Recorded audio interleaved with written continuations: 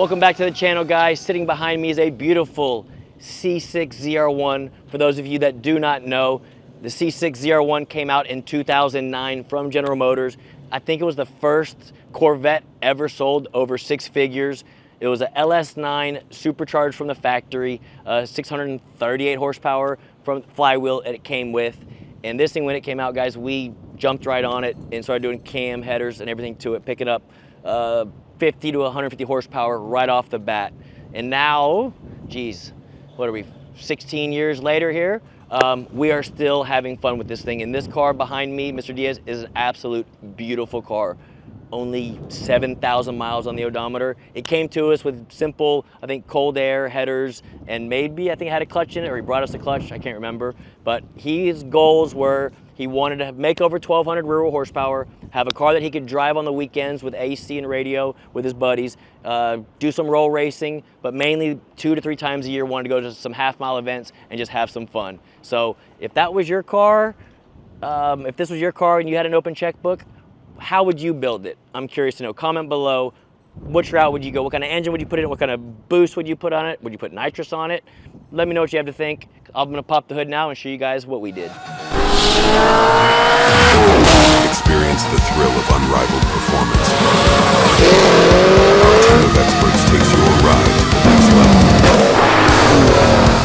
From horsepower gains to custom enhancements, we deliver results.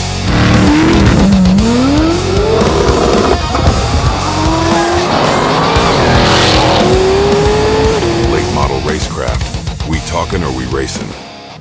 All right, guys, like I said, this thing was Mr. Diaz's cool-ass customer. He wanted to have one of the baddest C6 ZR1 platforms that you can drive on the street reliably. And in my opinion, we achieved that goal. And like I previously mentioned, the LS9 combination is so much fun to drive. All the LS9s are 3-pedal cars, so it really is a driver vehicle. You know, it's completely different than automatic cars. You actually feel, you have the driving experience with the manual transmission that you just don't get with an automatic. And this car, man, is again the pinnacle of that. So again, he wanted X amount of horsepower, kind of goals. And what, first things first, guys, engine came out. We got a LME 400 cubic inch motor. We did CID heads, a low lash solid roller camshaft. Sitting on top for the boosted application, instead of going turbos or a centrifugal supercharger, we went with the 2650 for several different reasons. I like the 2650 over the ProCharger for a setup like this because of the low end torque it makes, as well as the efficiency of the supercharger and cooling as well, keeping the intake air temps down as well as the engine temps down. Instead of having a big intercooler blocking the radiator and condenser, this supercharger makes enough horsepower that we need to with a lot of low-end torque. It makes it a fun, what I call it, a weekend toy. When you want it, you barely stab it at low RPMs, you have the horsepower and torque right away. So LME 400-inch motor, 2650 supercharger. Y'all can see the large throttle body, large carbon fiber cold air. We have American Racing race style headers. So it's like a stepped header with a 3.5-inch collector, full Corsa exhaust. And guys, again, everything about this thing is pretty much custom. Fuel system in it, we have 3 fuel pumps in the tank feeding it. Huge port injectors on this thing. This thing does run on flex fuel, so you can run on pump gas if he just wants to cruise this thing around town. I wouldn't be racing it a lot on pump gas, but he can drive it because of how much boost this thing makes. And then when he wants to race it, put E85 in it. The computer will automatically correct the fueling as well as give it more timing and fuel to make that extra horsepower with E85 in it.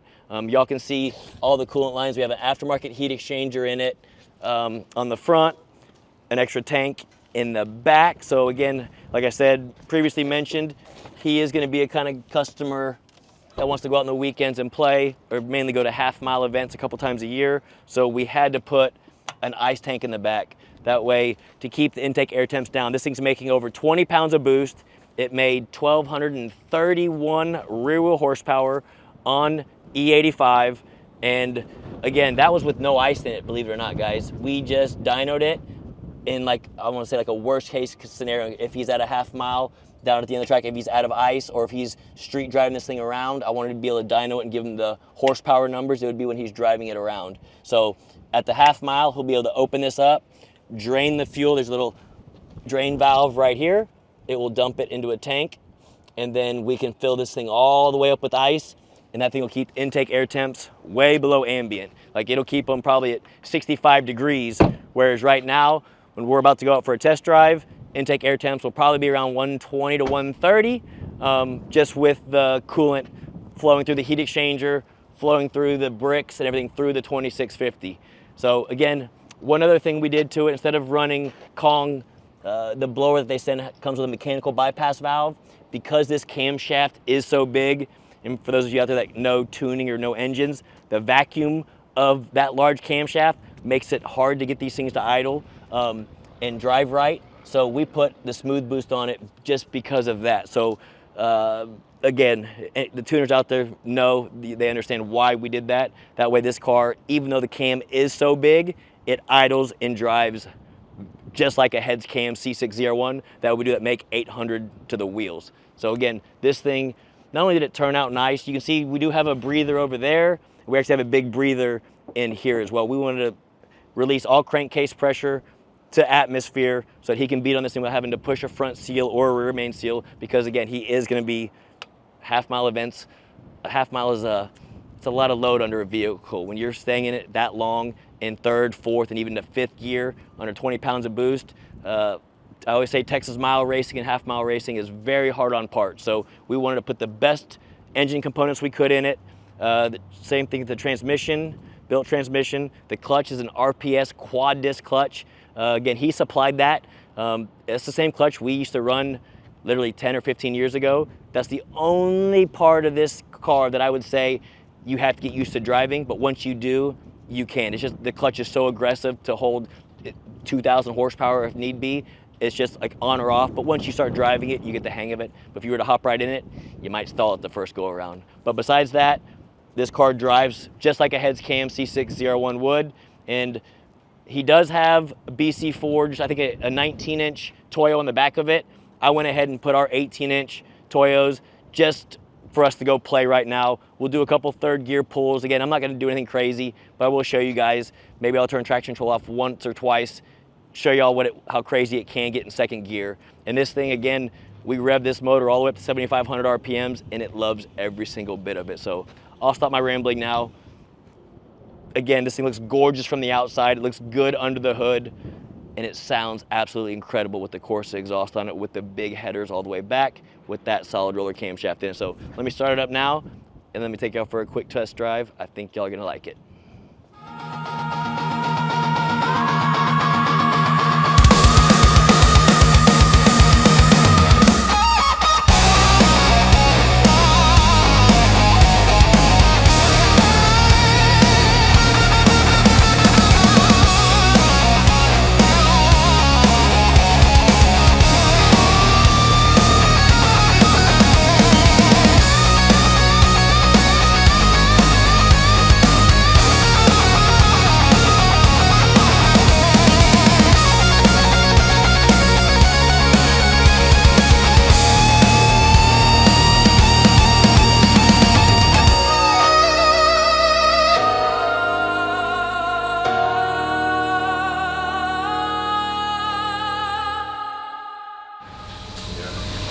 First start.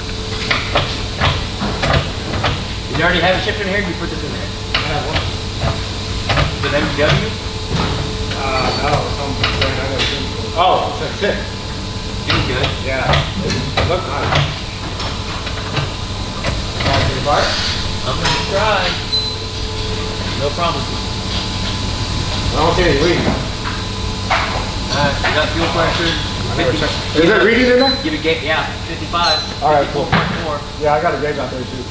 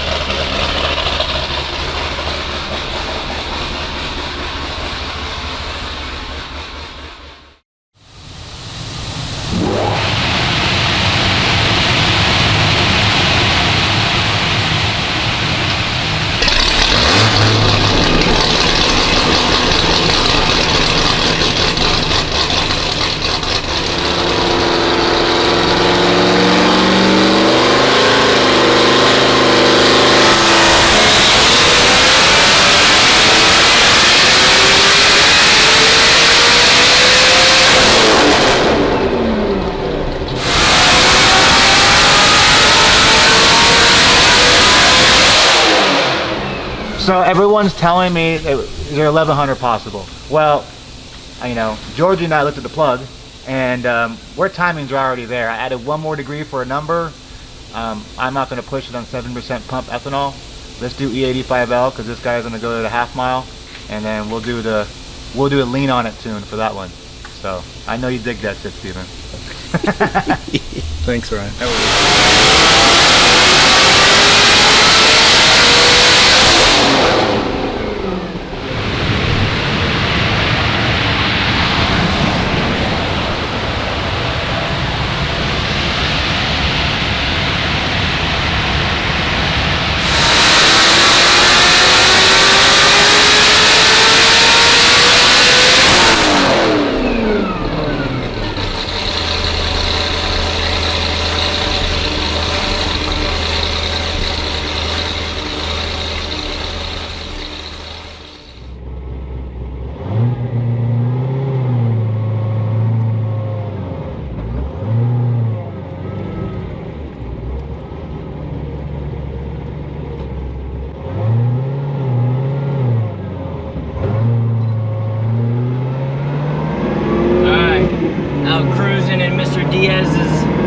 Beautiful 2013 C6 ZR1, very low mileage, looks like right over 6,800 miles on the odometer. The horsepower this thing makes is just absolutely insane. On E85, it is on flex fuel, but you can still hop in this thing and drive it around, go to car shows, enjoy it on the weekends, and in his case, I think he's gonna go to like half-mile events with it. I love being able to build cars that make the kind of power that they do and still drive so nice at the same time. So we do have the forged lines on the back with the Toyos. Again, I'm gonna do a quick 6 to 130. Obviously, if we had traction, if I had like a better tire on it, 2nd to 3rd gear will run quicker. You're gonna see here, I'm gonna put it in 3rd gear. It's gonna be at a lower RPM, and I'm just gonna roll into, let the motor bog, and just to see what it runs, just to get some data, and go from there. We're just gonna do a 3rd gear pull, keep it simple. Like I said, you'll see, it'll probably be at like 3,000 RPMs at like 50-something miles an hour when we floor it. It should just bog, and then we'll try to run it through the top of 3rd gear to see what this thing will do, 6 to 130. And then later, this customer does plan on racing it and doing more. We put like a 15-inch wheel conversion on the back, a better wheel and tire combo. Then we can do a 2nd to 3rd gear pull and run even quicker 60 to 130 stuff. But again, if he's doing half mile, it's more about just getting it to get out there and then have traction through 3rd and 4th and even into 5th gear. So air temps, it is hot today. It was not the best day to do this kind of stuff, but it's what we got, so it's what we're gonna do.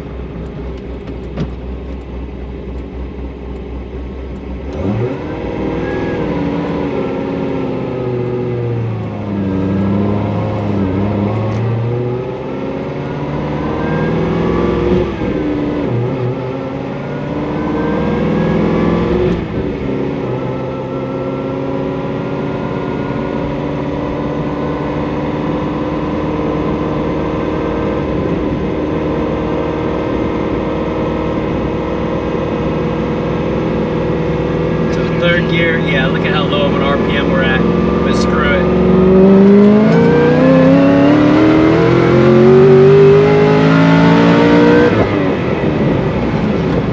Whew. Just 3rd gear bogging like that. 4.4, 60 to 130. Absolutely insane. I'm gonna pull over, check that log, I'm gonna save it, and on the way back to the shop, just for the hell of it, I'll show you guys. I'll turn traction control off, put it in 2nd gear, and show you how bad this thing spins the tires. Absolute beast.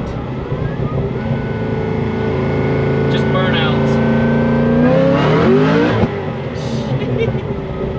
Oh my god. Woo!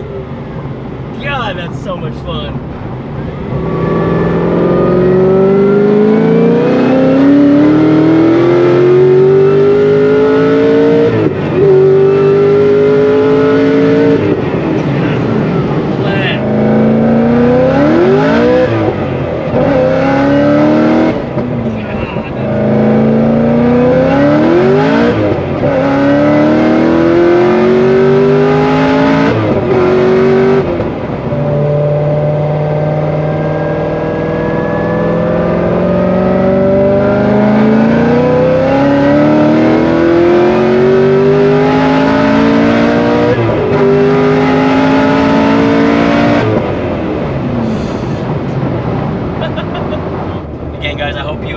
one. This was a phenomenal build. Turned out ridiculous, more than a handful to drive, and it's beautiful as well. So please comment below, let me know what you guys think about how this one turned out. Until next time, guys.